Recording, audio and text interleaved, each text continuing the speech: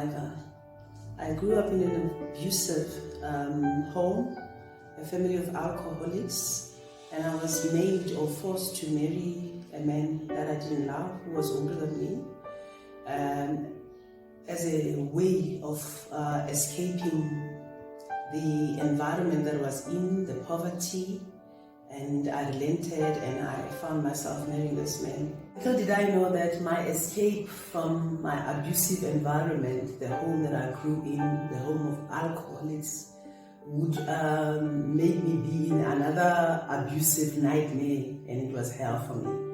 My perpetrator became an instant alcoholic, and he started abusing me physically, emotionally, and mentally, financially as well. I was dependent on him. I didn't have a support structure, and I was dependent on him with everything, finances, and it was such a hell lifestyle that I was in. And I was in this cycle for almost 8 years, dependent on this person that claimed loved me, but abusing me physically, all angles.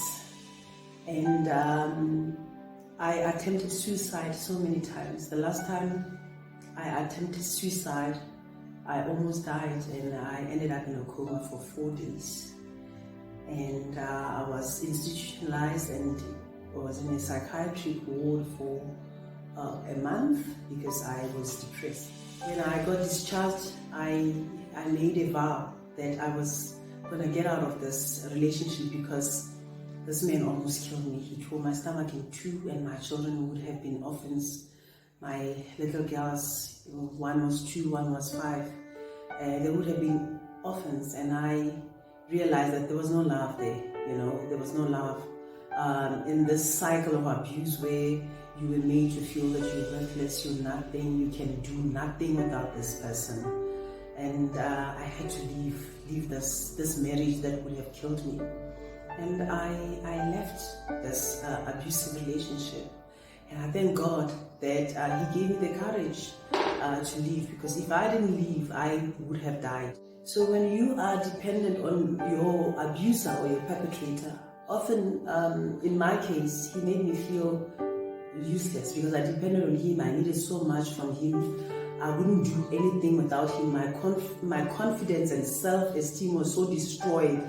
I didn't believe in myself, and yet we are born and created to be such beautiful and dynamic people. I want to say to you ladies out there who find yourselves in these cycle of abuses and you think there's nowhere out, there is somewhere out.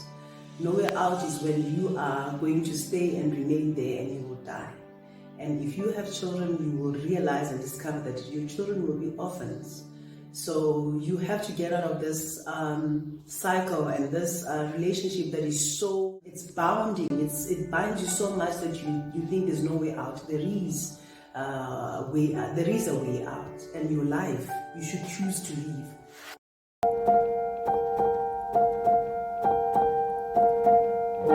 So, as you may imagine, we are very privileged women, and we admit that. I mean, we were lucky in life. We have an established relationship with our husbands that also became our reason of life in such a way, because we do travel with our husbands, we accompany them, and we assist them in their role to represent our country. And so we do enjoy being in South Africa very much. It's a beautiful country, but we also want to have a social impact. It doesn't matter how small.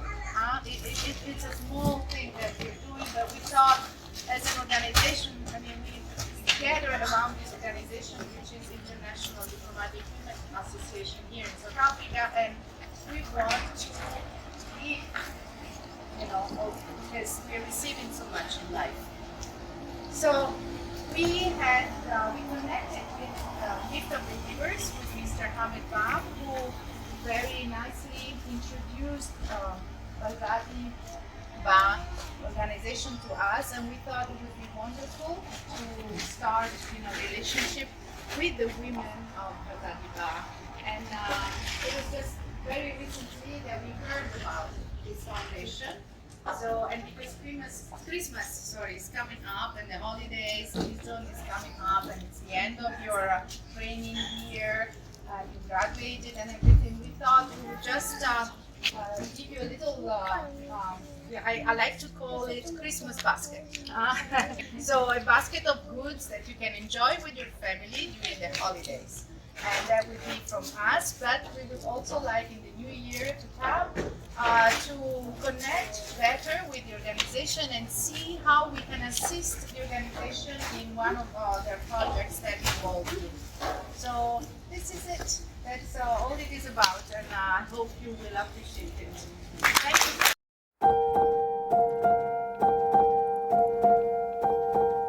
It's so beautiful to see all the women standing up together. You know, as they say, if you hit a woman, you're hitting a rock, and that's true. I lost my mother at a very young age. She was a gynecologist in Botswana, and she used to do a lot of community work, and that's how she raised us always to say, you know, always support, because your mother will only do for you what no one else will do for you. When you're in jail, your mother will come to you. The whole world will tell you what about you. Who will be there for you? Your mother will be there for you. So it's so amazing to see all of you, and I'm so proud for you all graduating.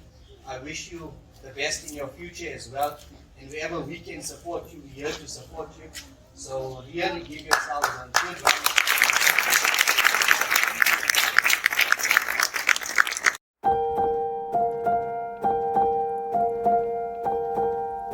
We are so happy, so grateful. As a foundation, I think it's important for us to remember, without you guys, we have no foundation, right? We do what we do for you ladies, for ladies like you. And for us to be able to impact society, we need you as well. So thank you for making this year such a success for us. Thank you for making us so proud. You have no idea how proud we are of you guys. To be able to keep telling people over and over again, 28 graduates, 28 graduates. Yes. It's because you committed to this program. You worked so hard throughout the year. It wasn't easy. You traveled with your own transport monies. It was difficult on some days, but you pushed and you made it through. And see, this is a way to say thank you to all of you for being so committed to your own self-development, right? And we go from here and we give to another woman, we pull another woman up, right? You know how it goes. It doesn't end here. You spread the word, you give what you've learned to other ladies as well. So we please rise and thank these wonderful women the way Basadi Moshito does in song, right? Ready? Please. Ria Hugo.